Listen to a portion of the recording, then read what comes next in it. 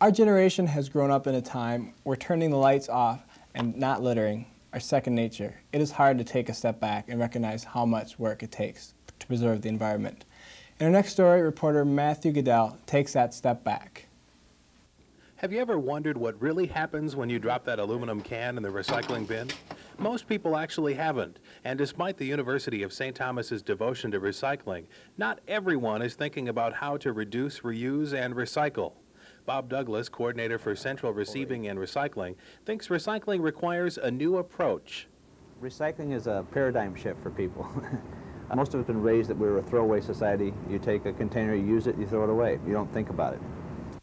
So how is St. Thomas addressing the problem? The answer lies in a 1,200 square foot space dedicated to giving our waste and our environment a new future. The UST Recycling Center processes a staggering amount of trash. Recycling, what we're doing is we're taking the trash and we're sorting it out and taking the stuff that's good and letting the other stuff go away.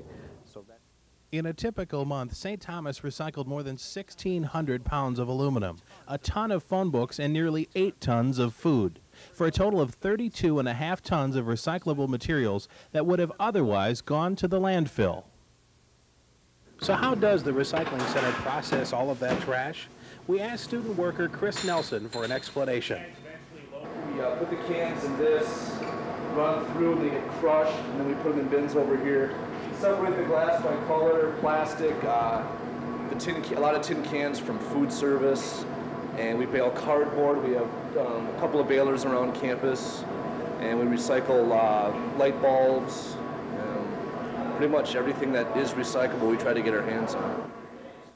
Recycling goes beyond just cans and paper. There are other materials to consider. Right now, one big issue that's started to emerge on campus is all the electronic equipment. Well, we used to just throw all the monitors and things into landfills. You can't do that. So you have to change, well, maybe I better make sure I got all the use out of this I can instead of buying a new one just because it's got new bells and whistles on it, you know. But as long as society demands those bells and whistles, the flow of recyclables won't end. And Bob Douglas knows that he won't be out of a job anytime soon. It's a growth industry. I think there'll always be a need for people to look at trash. And trash is worth rethinking. With videographer Eric Larson, this is Matthew Goodell for Campus Scope.